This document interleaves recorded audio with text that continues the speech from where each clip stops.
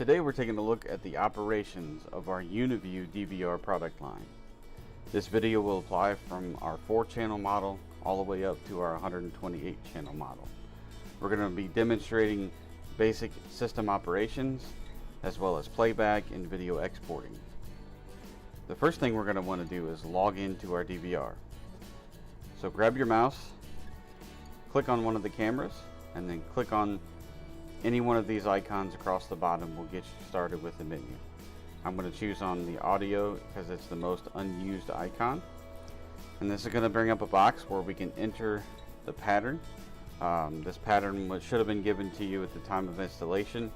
You can enter that pattern here. If you choose to just use a username and password, you can also choose enter password at the bottom and type in the password that was set up for you at your installation time. For this demonstration, we're going to use the unlock pattern as it's the most common. So what you want to do is go ahead and draw the pattern that your technician set up for you. Once you're logged in, now you're logged into the DVR, you can operate the DVR and do all of the functions that your username and password allows you to do. The first thing we're going to start with is the live view. So under the live view, you have several different options of how you want to view the cameras. First, the user interface is completely customizable, and how you look at the cameras are customizable. So for instance, if I don't like this camera in the upper right hand corner, I can left click and drag it down to the bottom right hand corner, or I can left click and drag it one above, or left click and drag it back to the bottom left hand corner.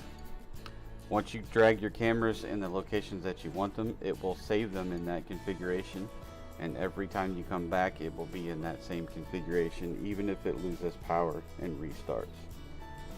So the next thing we want to do is look at different options for the grid layout. So by default we have a 4-camera grid layout.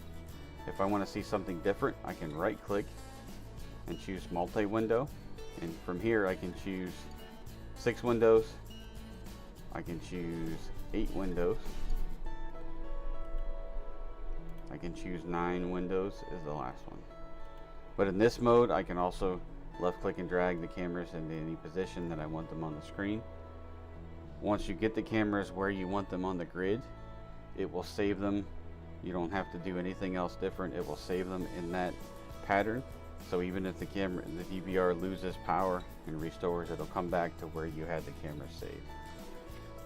If you wish to see any one of the cameras in full screen, meaning just one camera at a time, if you just double click with the left mouse button, it'll pull the camera up into full screen. To return back to the 9-camera grid, if you just double click on the camera again, it returns back to the regular grid. So the next thing we want to do is look at the single camera menu. So I'm going to grab one of these cameras and pull it up full screen, and I'm going to get a menu that pops up on the screen. So we're just going to go over these icons just so we know what each one of them does. The first icon all the way to the left is your pan, tilt, and zoom control. If your camera supports this feature, this will be highlighted, and then you can click on that and control pan, tilt, and zoom of your camera. In this case, this camera is just a fixed camera. The next icon is Start Local Recording. Traditionally, our cameras are set up and configured for motion detection recording only, meaning they don't record 24 hours a day, 7 days a week. However, you do have the option by pressing this icon to force the camera to record in that 24/7 pattern. This is more if you're sitting at the DVR and maybe you notice an event happening that you want to make sure you cover every piece of that event from start to finish, such as, you know, if a robbery is taking place or you think somebody might be stealing something, you can press that Start Local Recording and it will force the camera to record good high quality until you tell it to stop. So the next icon we're going to look at is Instant Playback. This icon will take you back to the last 5 minutes of recording only.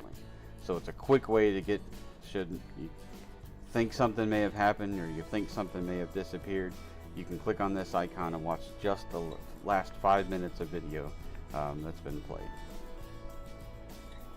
The next icon over to the right is Digital Zoom. If I click on this icon, it's going to change my cursor to what looks like a magnifying glass with a plus symbol in the middle of it. Now I can just hover over what I want to zoom in on, and if your mouse has a roller wheel, you can roll in on what you want to zoom on. If I want to zoom in on something else, I just kind of hover that magnifying glass over what I want to zoom in on and just roll the mouse wheel and it will zoom in on what I'm looking for. A second option, if your mouse does not have the roll wheel, is to draw a box by left clicking and holding, and draw a box around what you want to zoom in on, and the system will zoom in on that area. Get out of that menu. If you just hit the right click with the mouse button, it takes you back to the full screen view, and then to get out of the zoom menu completely, you right click again and that gets you out of the menu. The next icon to the right is the image configuration. This is just a quick basic setup for viewing the camera live. You can adjust the contrast, the brightness, you can set it for indoor or outdoor. It just helps you see the camera better. Should it be in like a dark area, you can adjust the contrast and the brightness to hopefully help you see what's happening in the camera image just a little bit better. The next icon to the right is the on-screen display, OSD. This icon will let you adjust what you see on the screen as far as the camera name, the time and date format, whether you show that name, whether you show the time, and then how big the font is, and then the color of the text itself. You can change the name by clicking on the name and typing in whatever you want with the on-screen keyboard. You can also drag this wherever you want it on screen that best fits, so it's out of the way of important spots or important aspects of what's happening in the camera. You can do that by left clicking and dragging this green box. Kind of drag it to wherever you want it to be and let go, and it will drag all of the information that you choose to turn on if I wish to turn on, such as time and date. So you want to drag those to where they're going to be out of the way of should an event happen. So in this case, we've got some wall up in the upper right hand corner. It's good to drag those up there in the right hand corner just so they're out of the way, because they will also be in that same position on playback as well. The next icon is a microphone. If your camera supports two-way audio, this one will be highlighted and you can click on that to talk back through the camera. Some of our 360 cameras have that capability. This camera does not. The next icon over is an audio icon. This is the one we looked at to log in. If your camera again supports that two-way audio, you'll be able to click on this and adjust that volume up or down. Or if your camera just supports audio in, such as it has a built-in microphone, you'll be able to hear the audio and adjust that volume up and down. The last icon all the way to the right, if you hover over it, it just kind of gives you a real quick reference of how many frames per second and the resolution that the camera is streaming at.